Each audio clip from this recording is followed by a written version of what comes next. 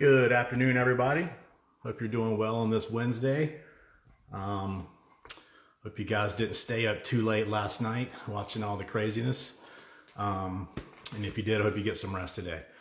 Thank you for joining us. It's Stoveside Chats. Thank you, Janelle from Shipley Beef, for joining us. Love those guys. Kel Brathbone joined and waved. Thank you, sir. I appreciate that. B Godwin 52 joined. Thank you so much. Appreciate you guys watching Stoveside Chats and waving in. We really appreciate that.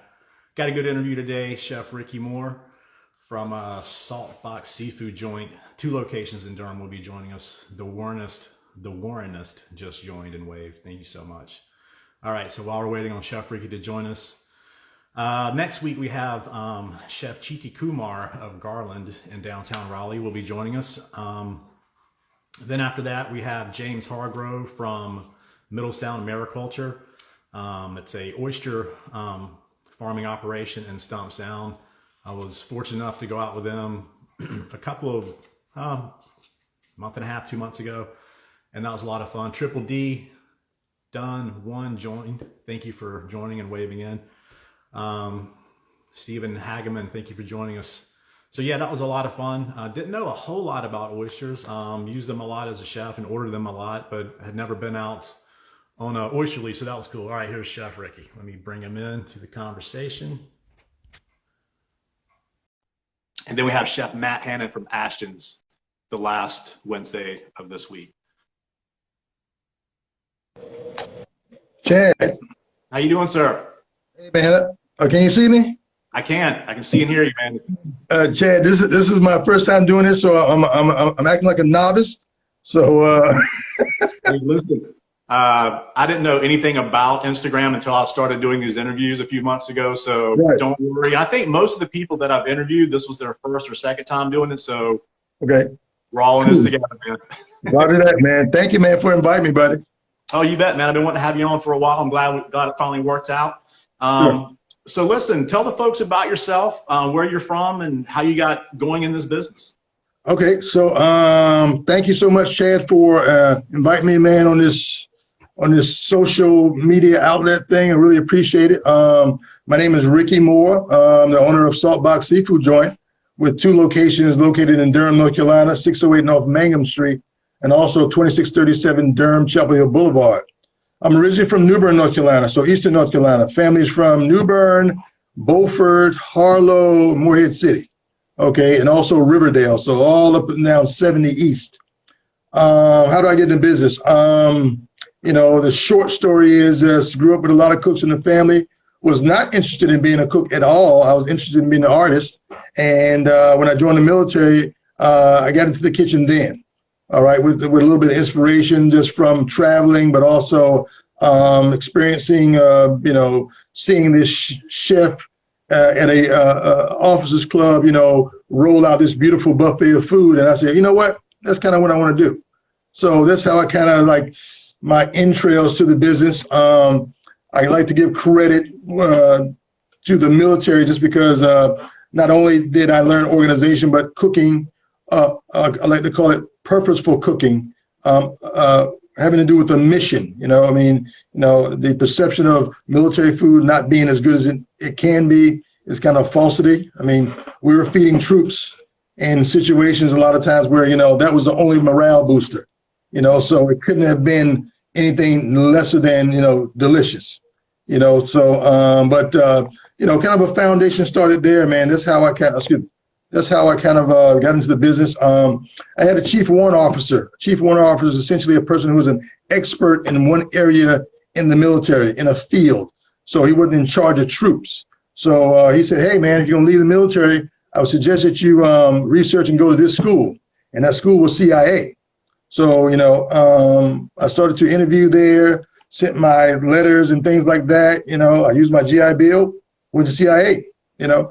Prior to going to CIA, I just spent a lot of time working in general, you know, all through high school, you know, working at farmers markets, at the Piggly Wiggly in the produce department, you know, working in little barbecue joints and shacks, you know, just kind of hanging out a little bit, had no interest in being a cook at all. I enjoyed eating, and all the elders of my family could cook well. And my elders included obviously grandmothers, but also uncles, you know what I mean? Men of the family, So fast forwarding, I did what I thought I was supposed to do, in terms of a career path, I was strictly interested in fine dining, period.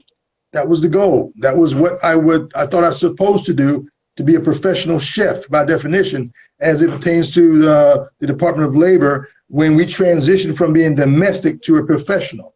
So, that's kind of how I took the approach. So I spent a lot of time while I was in school, in the library. I did a lot of stage work down in New York City, La Bernardin, Danielle's, major places, man, just kind of hanging out, and did a lot of free work, while I was in school. Graduated, moved down to Washington, D.C. area. Okay, there, kind of started my career. So I worked in all the major places there, Let's see here. I'm trying to sum this up pretty quickly. Worked in Chicago, San Francisco, New York City, Washington, D.C., abroad, Paris, Alsace. When I was in the military, I spent some time over in Singapore, and I got a chance to go over there again. Okay, so and by the way, Chad, one of my favorite places to eat on the planet is Singapore. Oh wow! Yeah, absolutely. Chad, immerse myself in what it means to be a craftsperson. Like really study cuisines and try to associate the foods I grew up eating, or the style of food I grew up eating, or what I like to call my culinary DNA, my Eastern North Carolina country boy, rural, rustic, peasant, that sort of thing. When I talk about this, I like to talk to people because I did a paper at CIA where I made the correlation between peasant style French cooking as opposed to Eastern North Carolina country cooking. Okay. And I found a lot of common denominators. One thing I like to speak to is that, the whole idea of what confit meant. Well, my grandmother and grandparents and the elders used to kill hogs certain time of year. Everything got broken down. The fat was rendered. She made sausage. And guess what happened? She used to take old tin cans, all right, and make the sausage, kind of cook them in the grease and put them up in the smokehouse. Now, I didn't know that to be confit as a kid, all right? Technically, that's what that was, the joy and the love of this craft of cooking came from making those correlations, obviously cooking is creative too, So I already had this creative nature, prior to being a cook. I was going to be, the next Charles Schultz, I was into drawing, and painting and all that sort of things. And I got a scholarship to East Carolina University, and I didn't want to go to school, man, because I wasn't mature enough, so that's why I joined the military, frankly, and that helped me out a great deal. Fast forwarding, my whole career has been upscale, fine dining, highbrow stuff. I decided when I wanted to do my own place, I wanted to transition out of that. I just felt like I had a pulse of what was going on in the industry. And I decided in 2008, when I first moved back to North Carolina, that, I wanted to spend time in a different category. You watch concepts like your Chipotles of the world, your Five Guys of the world, your cookouts of the world, call them what you want, but they fed the masses. And, Shake Shacks, that sort of thing. So as I started to develop or wanted to come up with ideas of what I wanted to do, I could have done a lot of different things, but the location that, the location that I found initially for Saltbox, that spoke to me. It spoke seafood, that's all. And if I would have had a conversation and hot dogs would have came out, I would have had a hot dog joint. It didn't matter, But that's what spoke to me. I grew up eating seafood. Okay, I grew up eating that stuff you never see on the menu, any standard restaurant menu. So outside of other businesses who are doing seafood as well, and never do I knock my colleagues, I just feel like there's an opportunity to deliver on the quality and also diversity and species. Okay, because I think a lot of times, and just like anybody else, as a business owner, you want to give the people what they want and what's going to sell. Well, I decided to take a different approach and say, you know what? I'd better, stay true to myself and then follow and make sure I'm selling stuff that people probably won't identify with. But if I spend some time, I can indirectly coach them into enjoying it. Yeah, I think that's a lot of being a chef is kind of playing the role of the Pied Piper and bringing the skeptical along and changing their mind on stuff. Yeah, you and I have a lot of parallels. I grew up learning a lot from my grandfather. Like you said, he cooked a lot, and squirrel was the first thing that he taught us how to cook. Right. I went to military school. I wasn't in the military, but it made that path to culinary school a lot easier because I was used to getting up early and wearing a uniform and getting yelled at a lot. So that's right. Definitely, got you ready for that situation. Now, listen, you were kind of modest a little bit talking about your background, so I'm going to fill in some blanks here. You worked for Chef Roberto Donna. Yep. Jeff Boobin, Ray Coots, Yannick Kane, Daniel Boulud. That's quite a resume. How does that experience fit into what you're doing at Saltbox now? Well, I would say this, man. Obviously, as a young professional moving through the ranks, you want to go and work for those folk who you deem are industry giants, and they lead the way and they set a standard. Okay. As everybody, who was in my space, we go do stage work to identify what makes this place great. You know what I mean? What sets this place? Why is this place a Michelin star restaurant? And that was my thought process. Why is this a 4-star? Whatever. Why is this Michelin star? Well, what I came to believe or identify or find out is that it's not about the food a lot of times. It's more about the attitude, the culture, and the behavior. Okay, food can only be so good. I don't care who's doing it, but it's just the behavior and the culture in the kitchen, how we handle things, how we move, how we care for things, how we source things, the care it took to even roast the chicken correctly. You know what I mean? And then also the experience of just understanding, like, okay, as the grunt boy in the kitchen who went over there, you do a stage, you put your head down, you do what they ask you to do, and that's it. Somebody throws you a whole roasting pan full of duck and chicken, okay, with the feathers and everything still on it. What do? You know what I mean? That sort of thing. For me growing up, being a country boy, I understand that. I understand where a chicken coop to go get a chicken and pluck the feathers. I understand that all. So those were the things that I kind of picked up on. And to answer your question, Chad, it's a behavior, man. It's my father was in the military. My mother was very detailed orientated. So the kitchen, to be in the kitchen and work in an environment where it was discipline, it was already standard for me. I worked that way, but it's how I handle things. A lot of times it's not about whether the ingredients are high quality or uber expensive. It's about the care in which you handle things. The term soigner, like a good cook can take something as humble as a potato, and I can reference Joel Robuchon. I almost had a chance to go stage there, but dude was known for mashed potatoes, period. Yeah. He was the Uber of the Uber, the Michelin starred, all that. But he was known for mashed potatoes, man, 50-50. Yeah. But, there was a technique there. There was an understanding, so, that's what I bring to Saltbox. Look, people can go, a lot of people serve fried fish, grilled fish, fried potatoes, and slaw. Sure they do, and there's nothing wrong with it, but I just take another approach to it in the way I handle it, understanding flavor profiles, understanding things that go with what, understanding textures, understanding if I cook something with a rich preparation, I use something light to cut it, so those are the behaviors or the knowledge that you learn working in, disciplined, structured kitchens. That's pretty much it. I just bring a sort of a behavior and a discipline.